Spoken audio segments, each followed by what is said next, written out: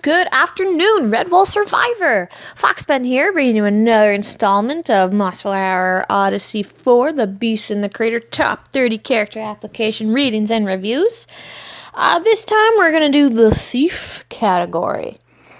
And we have a nice 3-character spread. They're all females, I'd like to point out. They're all females under 30. So, young ladies, young ladies, all thieving young ladies, very bad, tut tut. Anyway, so we have a Vole, a Weasel, and a Fox. So, the Vole in the Thief category, a typical good beast in a Thief category, but, Mossflower Odyssey isn't exactly typical of Redwall all the time, so, Adeen Pinebarrow is a 22-year-old lady Vole, and I'm going to get started. Here we go. Enjoy. This is too much, said Fenton. Scared of old hares? Said Adeen. 2 voles perched on the 3rd-floor balcony of a mansion. They peered through the shutters at a pair of hares winding through their evening rituals. The husband pressed and hung his military uniform and recited oaths of service. The wife combed through her fur with a pearl-plated brush as she reread the letters from her grandchildren. After the Marks kissed good-night and blew out their candles, the voles whispered once more. It's not the hares I worry about. I'm touched. Yes, you are. We've paid back ducrans with interest, and the guards will notice our skimming in time. And? We can just scribe again. Scribing didn't save them. Adeen clutched the folds of her sooty robe. And these bloated scut buckets need to feel what it's like. You agree, don't you? Adeen led into the mansion when Fenton did not respond. Silently, they wove through the shutters, skirted the darkened bedchamber, and took their places. Adeen drew her dagger. Fenton readied his satchel, and together they counted from 3. At 0 they plunged. Fenton fished letters from the bedside drawer and stuffed them into his satchel. Adeen dragged her blade across the finery of the hare's uniform, 1 slice for the silver adorning the mansion's furniture, again for all the silk and lattice, the powder and warmth, the beatings from debt collectors, the sneers of greater beasts, the dreams of their beautiful, lost faces, the freedom. Soon the uniform hung in ribbons. Adeen trembled with delight and let a rattled sigh escape her throat, which died beneath thunderous snores. The vole snuck out the window and into the night. Mud mice! Did the Duke run out of real guards, or has Colonel lost its fippin' value? 2 voles stood on the front porch of a mansion, speaking with an old hare leaning on a cane. They wore the robes of messenger scribes, embroidered with the emblem of the town guard. We're only starting the investigation, Colonel Colporter, said Fenton. The armed branch will patrol your grounds tonight.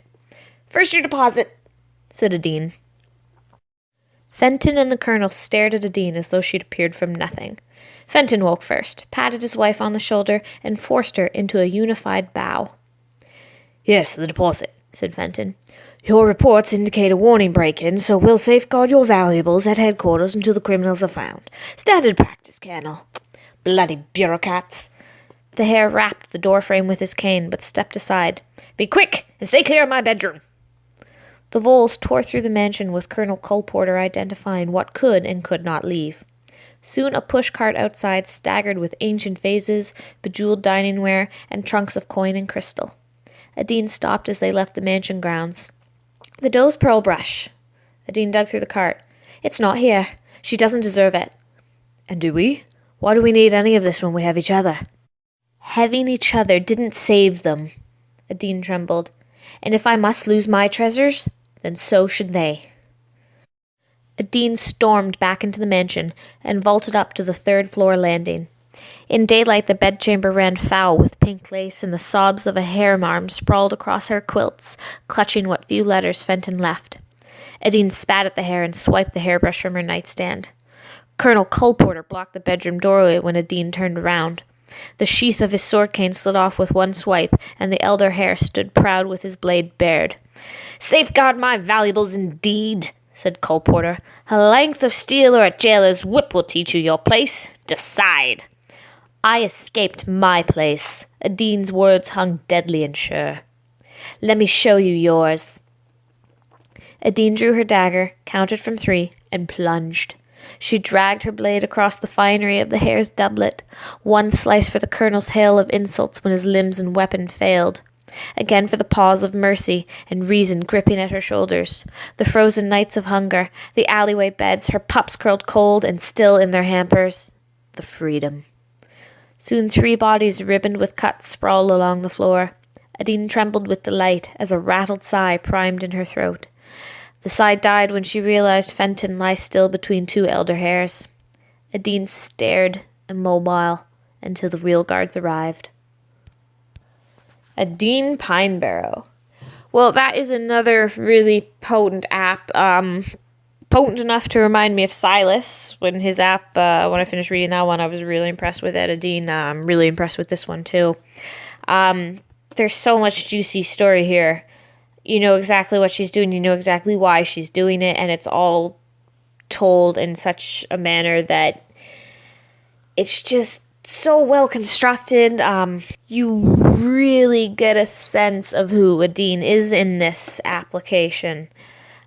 She delights in the carnage, even if the carnage is just wrecking some old hare's uniform. She sighs in ecstasy when she finishes, and when she finishes killing everyone too, and of course until she realizes she's killed her husband. The real kicker, because now Adeen has literally nothing left to live for. Makes you wonder what she's going to do in the crater. There's a lot of things she could do. She could try and make up for her past deeds. She could try and help others. She could become a crazy, bloodthirsty gladiator Vole. Another thing I like is that she kills 3 people. One who is her husband, who presumably is her age and a strong male Vole, so she somehow managed to overpower and murder him just as she murdered the old hares. One of who is an army veteran, an old guy on a cane, but he had a sword and he had experience still. So, you know, she might actually be physically a contender in the crater, and I think that's just jolly to see a Vole doing that. Gosh, there was a typo somewhere. I forget what it was, where it was. The word spell was same. It was supposed to be save. I think, yeah, something like that. Anyway, whatever. I knew exactly what you meant, so it didn't disturb how I read everything. Just, keep an eye on those little deets. Gosh, I love this. Like, the imagery, it's a really well-constructed app, and there's enough descriptive language that you're not being just fed exposition or anything, right? It's all constructed in a very nice story here. We have a beginning, a middle, and we have an end. It's really well done how words are wielded here. I know I'm gushing a little bit, but I like this application. And if I must lose my treasures, then so should they. What a self-righteous woman. But that's great. She's self-righteous, and I know that she craves revenge, and she would have fit into the beast who fights for revenge category very well. But she doesn't want really to hurt people physically. She just loses control. She wants to hurt them in their pocketbooks where it hurts, in their pride and their dignity, like what happened to her. So very clear motivations. This character, I'd be keen to see this character in the competition in the crater. So well done, Adeen. I'm going to leave it at that. Congratulations, getting into the top 30. We're going to move on now to Faye. Now, Faye is a 25-year-old female weasel, vying for the thief category. I'm just going to jump right into it, so here we go. Faye leaned against the tree, paw outstretched and rolling a gold coin between her knuckles as she stared at the other side of the forest path. Though her eyes were hidden under the brim of a massive feathered hat, they were focused on the beast approaching. It was a ferret, ambling down the path in her direction. He was carrying a pack of what Faye assumed to be supplies, maybe a meager amount of food. It was unimportant. What was important, however, was what she assumed was in the ferret's purse. Faye smiled. "Ahoy, friendo!" she shouted, stepping forward and tipping her hat to the stranger. The ferret jumped, giving a little squeak of fear. Faye watched as his fear first turned to embarrassment, then quickly into a mix of sheepish anger. "What are you trying to do? Give me a heart attack?" the ferret growled. "What are you standing around here for, anyway?" "Oh, I'm waiting on a chance, good beast," Faye exclaimed. "A chance?" The ferret's anger gave way to curiosity. "For what?" "To talk to my good friend, what's your name?" "Grimclaw." "My good friend Grimclaw." "I'm not your friend, and I'm not gonna be. Let's get that straight here and now." "Oh." Faye violently clutched at her chest, almost losing her hat during the theatrics. "Oh, that hurt me, Grim. Right in here, right where it hurts the most." "Tell me what you want, or else I'll hurt you somewhere else," Grimclaw snarled. Unfazed, Faye grinned. "Grim, I tell you, I want a good time, just like any other beast would. But there's only one way I can do that, and that's with a little wager." Grimclaw's eyes narrowed. "What kind of wager?" "I bet you this coin," Faye cried, brandishing the coin between two claws, "that I can flip it through the air and into my gaping jaws." She threw out her arms and thrust her head back, waiting to hear Grimclaw's enthusiasm. It never came. "What makes you think that coin interests me?" Grimclaw asked. Faye, now frowning, straightened herself and readjusted her hat. "Well, it's my last one." Now came Grimclaw's enthusiasm. "That is interesting." "Fantastic!" Faye cried, and flicked the coin high towards the sky. With a swish of her paw, the weasel whipped off her feathered hat and opened her mouth wide. The coin finished its arc, and on its descent, Faye snapped it out of the air. She smirked, spun towards Grimclaw, and opened her mouth, the gold lying on her tongue. She returned her hat to her head and spit the piece into her paw, brandishing it once more. "I believe you owe me a coin." Grimclaw, even less amused than before, reached into his heavy purse and tossed Faye a gold piece. "A lot of show for just being one coin richer." "But Grim, I've just doubled my wealth." "In one go, no less," Faye gasped. "I see you are nearly as impressed as I am. How's about we have one more wager? If I can catch both these coins in my mouth, you give me 10 more. Grimclaw snarled. "No, I'm not losing any more of my money or my time fooling with you. Besides, you don't have anything I'd want." "That's where you're wrong," Faye laughed and tapped her hat. "I've got my hat. And before you ask, why would I want that? Let me reiterate. It's my hat. Therefore, if I lose this bet, it will cease being mine, and will instead," Faye poked Grimclaw's chest, "be yours. And that will bother me. Deeply. Forever." "I do like the thought of that," Grimclaw snorted. "Your scorn wounds me, Grim." Not skipping a beat, Faye flipped the coins into the air, one after another. They arced as expected, but on their way down, the tiny pieces of metal collided. One spun off into the dirt, while the other made an unfortunate journey straight into Faye's snout. "Ow!" she cried out, clutching at her stinging nose and bumping into Grimclaw before falling to the ground.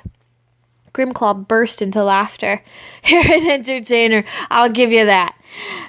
Now this," the ferret sneered, snatching the hat off the reeling Faye, "belongs to me. I hope you don't miss it too much."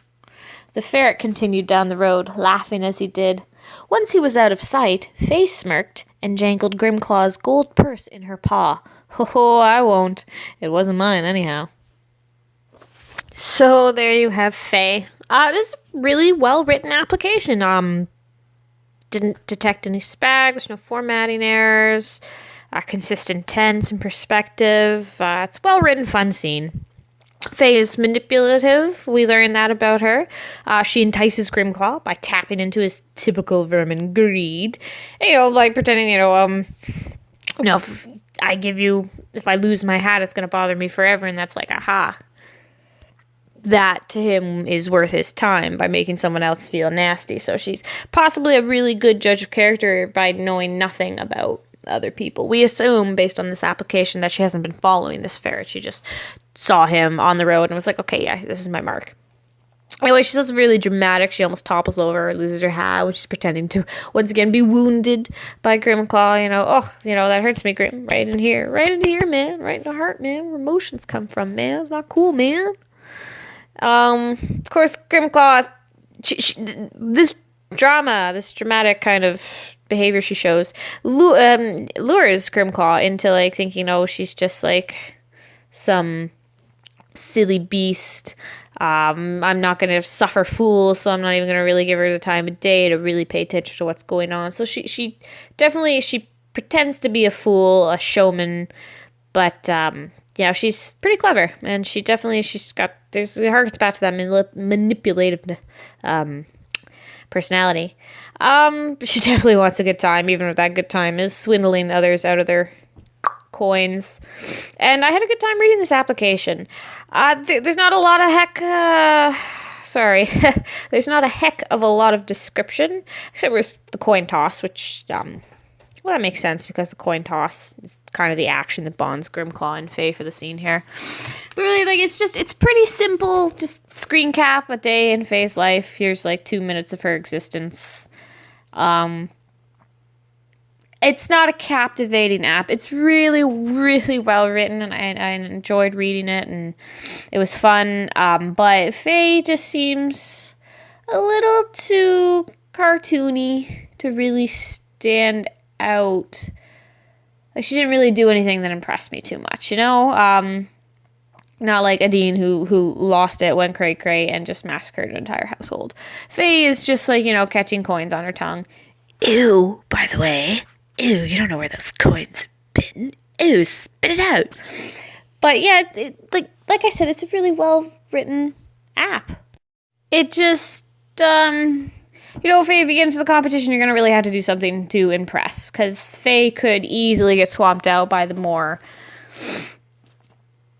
what's the word I'm looking for? By the grander characters. Not that there's anything wrong with a simple, straightforward character. It's just you'll have to work a little harder to impress. Okay, so that's Faye. We're going now to Lacey Silvertail McTally. Lacey Silvertail McTally is a 28-year-old vixen. She's a silver fox. Another silver fox. Her nickname is Silvertail, so, you know, I've already said this a few times, like, I don't think it's necessary, but, if her nickname is Silvertail, I imagine in this case, that whole species of silver fox, maybe it comes in, maybe it's a little more important, like it was perhaps with Altra, the whole silver coat thing, it was important to the character. So, okay, whatever, yeah, so, 28-year-old vixen, thief, Lacey Silvertail McTally. Lacey smiled as she put distance between herself and the village. "Please stay another night," she remembered one village elder telling her. "If I stay another night of feasting, I'll need to have my armor refitted," Lacey had chuckled. "I do appreciate all the kindness you've shown me, but there are other villages that need my help." "Kindness? Because of you, we can work our fields again. That eagle would have picked us off one by one until we were all dead. We owe you so much more than that."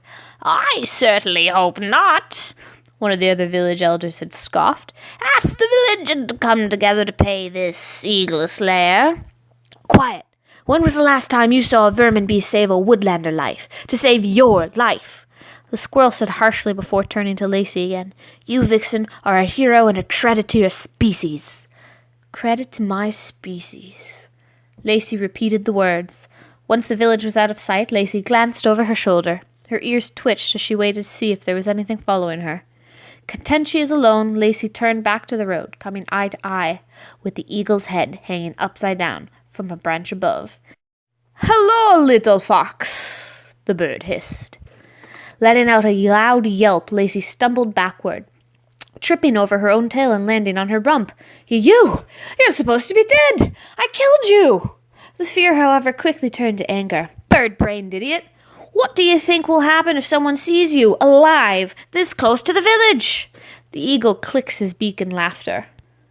"Fox should see face. Most amusing. No one sees sharp eyes. They look for sharp eyes in sky, not expect him to use worm beast rods. No. You still shouldn't take the risk, you great big fat turkey. One beast sees us together and boom! We got images out the window, along with your meal ticket, you hear?" Standing now, Lacey began to strip off her armor and weapons. Most looked metallic, but were dropped with a wooden clatter. A quiet sigh of relief escaped Lacey's muzzle as the chest plate is loosened enough to let her gut hang out. "Oh, maybe I should refit this old prop." I was holding my breath all day. Afterwards, Lacey rummaged through the burlap sack filled with money, clothes, food, and there you are, my precious. Lacey opened a bottle of wine by biting down into the cork and spitting it out. The bird only rolled his eyes. Perhaps Sharp Eyes makes meal ticket out to Fox one day, yeah? For leaving him in the woods to go party with woodlanders. Lacey snickered as she drank. Oh, be good. I brought you back a casserole. The bird only tilts his head onto one side. Casserole, it's a pie thingy filled with noodles and cheese. Just eat it, okay? Gathering up her gear, the vixen added, they called me a credit to my species. Their words, not mine. Sharp Eyes continued to look unimpressed. He only turned for the road. Come. Sharp Eyes does not like staying too long on Worm Beast Road, and the next village is far. It wouldn't be if you would give me a ride. Catching the look from the eagle, she gulped. Or we can walk. Walking is fine. Quietly, she mumbled to herself, a credit to my species. She shook her head and laughed. At the snap of a twig, Lacey stopped in her tracks. Slowly, she turned to find a squirrel behind them on the road. The village elder appeared to be clutching a green garment in both paws. You forgot your cloak, he said weakly. Wide-eyed, Lacey could only stare. So I did. Rubbing her neck, she laughed. I don't suppose I can explain this, can I? Her nervous laughter died down. There is no need. I heard everything. The beast swallowed. I don't suppose there's any way you can let me go now, is there? Lacey drew a deep breath for a long moment and said nothing. I really wish there was. Turning her face to the ground, she said, Make it quick. The older squirrel shook in place but did not run. Tears in his eyes, he replied, Miss Lacey, you really are a credit to your species. Then the eagle was upon him.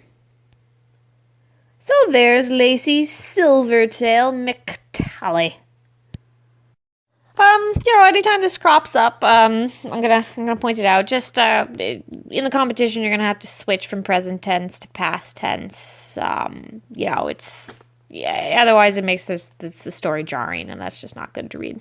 Anyway, this is a really well laid out scene. Even though it moves places in a relatively short amount of time, the transition is smooth and it works. I like the details of her, her wooden armor props. It really adds to her, her complete con artist persona. So, what about her actually is real? Not her armor, well, certainly not her willingness and eagerness to help beasts out of the goodness of her heart, not her valor or bravery. Her modesty, is that, It also kind of makes me wonder what her relationship with Sharp Eyes is actually like. They seem to get along together pretty well enough with their scam, but once Lacey's gone and needs help in the crater, is Sharp Eyes going to come through for her? He won't give her a lift, which is apparently a really rude request for Lacey to make. But so I wonder just how close they actually are, if they're friends versus business partners kind of deal. Because if Lacey could actually have an eagle on the outside of the crater, that would be exponentially helpful. Nire has falcons, or a falcon, I believe, where it participates in bird battles, or it chases down runaways and everything. But an eagle could definitely help. Not just with the falcon, but you bring them supplies, bring them stuff, get them out of there. You could use an eagle. You really could. Anyway, I like the ending of this application. I sensed it coming the whole time. Right off the bat, this chick is a con artist, but I was really hoping it wouldn't end like this. Even though it was expected, it still didn't kind of ease the hurt of her betrayal. Yeah, especially considering it was a squirrel who stood up for her and called her a credit to her species, On that note, I listened to Aaron's audio reviews, and he raises a good point with the death of the squirrel. The squirrel gives Lacey her cloak back, but then he's found dead? Or, how would that work? He's going to go missing and people are going to come look for him and either find him dead and mangled there, and Lacey's probably still going to take her cloak, so they're going to know, okay, well, he got the cloak back to her, presumably. Or will they assume, it was bandits and they stole the cloak, it's just kind of weird. Maybe the eagle eats it, and his body simply disappears. You can't have a crime if there's no body. Maybe the beasts of his hometown just assume something happened to him once he can't be found. They'll have to be, I don't know. It'll have to be cleared up for consistency's sake. So Lacey, Aaron's called you on it. I'm calling you on it. Just figure that, the death of the scroll. What are the true consequences of that final oomph to the application? Still, it's a really good parting shot on the squirrel's part to end the application. You really are a credit to your species after, he was praising her before, and now he's just like, yes, stupid wily fox, you murdering jerkwad. Anyway, I really like this application. So I'm just going to end the thief category on that note. Congratulations, Lacey. Congratulations, everybody in the thief category. Faye and Adeen and Lacey, congratulations on getting into the top 30. Good luck. I'm probably gonna finish up with the Traveler and the Beast with a Secret tonight. Get that going so that people have a day and then another day to figure out who they're voting. Don't forget to vote. Have a great evening, everyone. I'll see you next time. Foxpen out.